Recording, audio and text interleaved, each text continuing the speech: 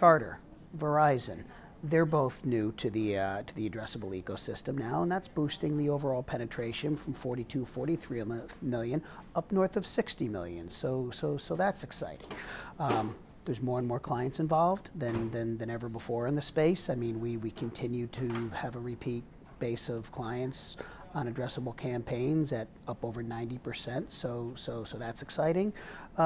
The idea of national addressability, that's something we've been talking about for a long time, and it's really hasn't much happened, but that's starting to change.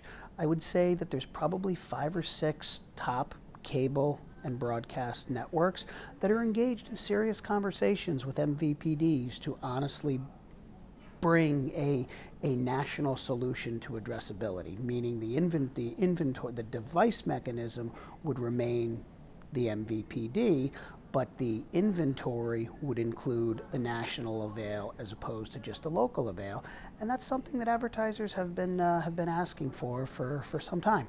So how can that roll out, and what are some of there must be a lot of issues to solve. But so there's a lot of issues to solve with that. There's a lot of issues to solve, and they're all going to go back to the carriage agreements. They're all going to go back to the larger agreements between TV network and MVPD. They're going to have a lot to work out. I mean, it's going to be technology that's going to need to be worked out, business models, infrastructure, economics, but they'll get there. You know, they definitely will get there, and both parties seem to be ready, able, and willing to at least begin the conversation seriously. So what kind of inventory would that be? I mean, it's just, for example, a car company that wants to buy it on a national basis, what would that scenario look like? Yeah, so for every hour-long program, there is roughly 20 minutes of commercials. 18 minutes of that are the national avails sold by the national networks. 2 minutes of that are the local avails sold by the MVPDs. That 2 minutes is currently the inventory that we use for addressable advertising. What we're talking about now is opening up that 18 minutes, or a portion of it, to addressable advertising across the MVPDs with the technology installed in their boxes that enable addressable messaging. Attribution, ROI, tying advertising back to sales, tying television advertising back to sales. That's what addressability is all about, and that's why advertising are here. When we're able to take a campaign, define a segment, send the messages to that particular segment within those particular households, and then tell that advertiser, here's how many cars you sold, here's how many new customers you got, here's how many cans of soup did you sell. That's really, really critical information that typically is not received at that level in television, right? Its sales is attributed at more of a broad level.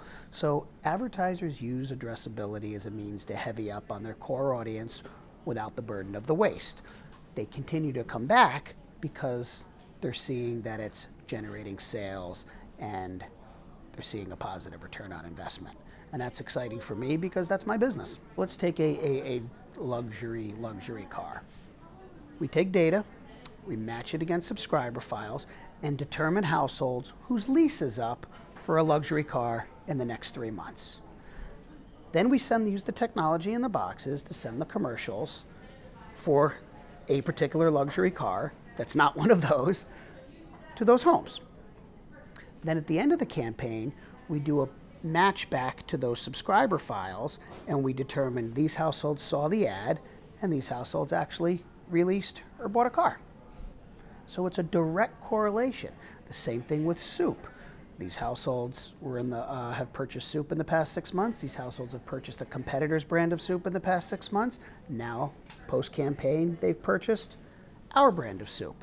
And there's factors in the equation where we factor in other advertising and market, and we factor out the national, noise, if you will. Obviously, every sale or acquisition cannot be attributed to the addressable campaign, but it's balanced properly. But those are the kind of things that advertisers like to hear. I spent X on advertising, and I generated Y in new sales. And the pricing can be very high? So the price, it depends what you consider high. Yeah. Right? I mean, higher than what a national television cost per thousand is? Absolutely. Lower than what that national television cost per thousand really is to that small segment? Not at all.